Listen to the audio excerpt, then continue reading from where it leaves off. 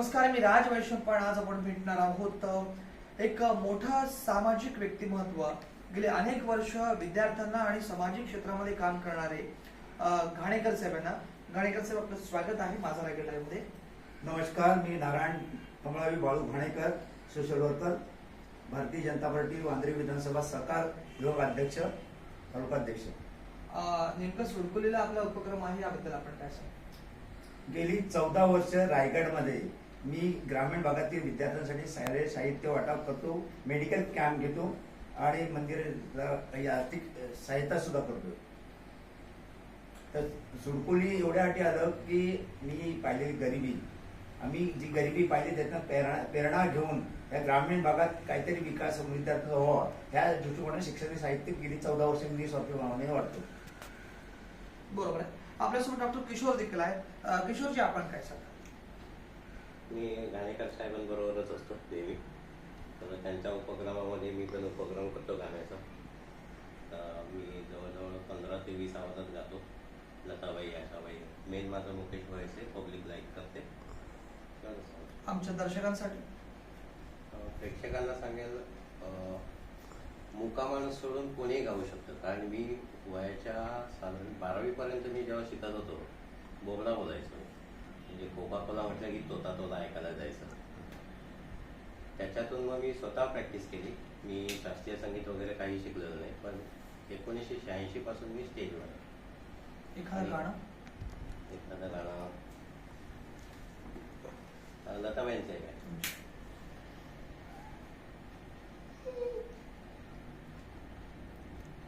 Hello, बोलू का जरा?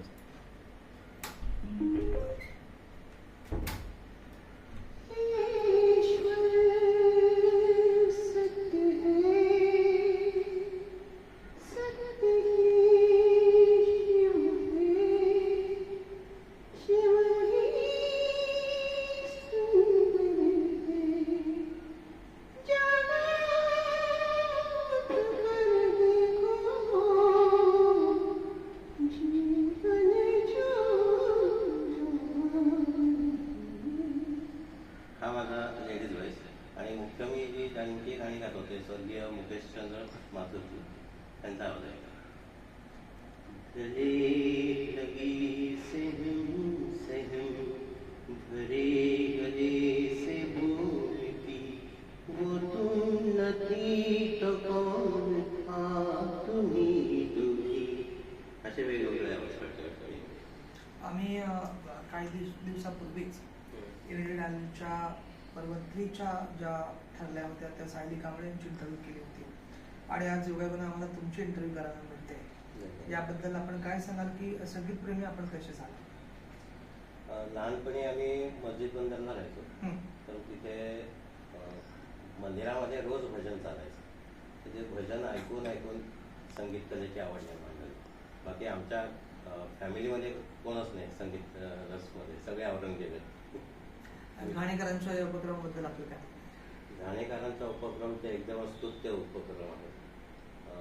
बऱ्याचशा लोकांना त्यांनी अशी मदतही केलेली, म्हणजे मुंबईमध्ये हॉस्पिटल्समध्ये वगैरे. आता इथे गावांमध्ये ते वया वाटप असतात, शालेय शिक्षणाच्या वस्तू वगैरे, डॉक्टर मेडिकल कॅम्प्स वगैरे लागतात, ऑपरेशन्स वगैरे ते फ्रीमध्ये करून देतात. बरंच सांगेल. पण आमची हल्ली 1-1.5 वर्ष ओळख झाली, पण चांगली व्यक्तिमत्व. धन्यवाद. हे होते किशोरजी आणि घाणेकरजी. अजून काही दर्शकांसाठी आपल्याला? मी ज्यावेळेला कार्यक्रम करतो ना, शाळेत साहित्य किंवा वृद्धाश्रमात किंवा कुष्ठरोग्यांसाठी, त्यात आम्ही सातत्याने एंटरटेनमेंटचा कार्यक्रम आयोजित करतो. मी स्वतः एक गायक आहे, स्वतः मिमिक्री आर्टिस्ट आहे. मी वेगवेगळ्या कलाकारांची, नेत्यांची, अभिनेत्यांची आवाज काढतो, सिंगरांची आवाज काढतो. तर आता आम्ही सुरकुली जो कार्यक्रम केला त्यामध्ये एक संकल्पना सुचली. ते स्लोगन असं होतं, आपला समाज आपली बोली, आपला समाज आपली बोली, शालेय साहित्य वाटायला येतो, सर्वोदय हायस्कूल सुरकुली. तर हा वाक्य आसरानीजी कसे बोलतात, आसरानीजी हिंदीमध्ये कसे म्हणतात, हिंदीतले आसरानी मराठीत कसे म्हणतात? ते म्हणतात, आपला समाज आपली बोली. Very nice. आपला समाज आपली बोली, शालेय साहित्य वाटाले तो सर्वोदय हाईस्कूल सूड कोली आयो अंग्रेजों के जमाने के जेलर आधे जब तलवली आधे दापोली बाकी के मेरे पीछे आओ सूड कोली आयो अंग्रेजों के जमाने के जेलर है. अरे वा वा, सुंदर. अजून एखादा? शरद पवार. अशीच मी बरीच आवाज काढतो. दादा कोणत्याने सांगितलं? दादा कोणते तर मराठीच आहे. अमिताभ बच्चन म्हणतात मराठीत कसं म्हणा. नमस्कार, गुड मॉर्निंग, सुप्रभात, सत श्री अकाल, जय माता दी, जय अलिबाग, जय रायगड. आपला समाज आपली बोली, आपला समाज आपली बोली, शालेय साहित्य वाटायला येतो सर्वोदय हायस्कूल अलिबाग सोडपोली. नमस्कार. दादा म्हणलं आपला समाज आपली बोली, शालेय साहित्य वाटायला सर्वोदय हायस्कूल सोडपोली, जय महाराष्ट्र बोंबलं की.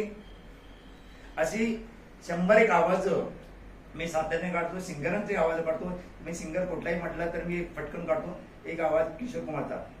चला जाता हूँ किसी के धुन में, सबल के दिल का तराने ले, मगर की मस्ती छुपी आंखों में, हजारों सपने चुरा के ले. चला जाता हूँ किसी के धुन में, सबल के दिल के तराने ले. धन्यवाद. असेच कार्यक्रम आम्ही ओल्ड एज होम मध्ये करतो. जेव्हा वृद्ध माता पितांच्या सेवेसाठी आम्हाला परवणी येते तर आम्ही सोयीच्छेने जातो. माझ्याबरोबर मुंबईतील नामांकित गायक असतात, डॉक्टर्स असतात, काही आर्किटेक्ट इंजिनियर प्रोफेसर असतात.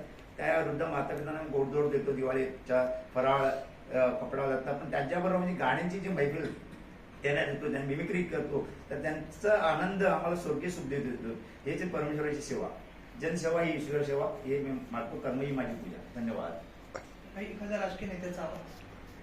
हा जो वाक्य मी वापरला, आपला समाज आपली बोली, शालेय साहित्य वाटायला येतो.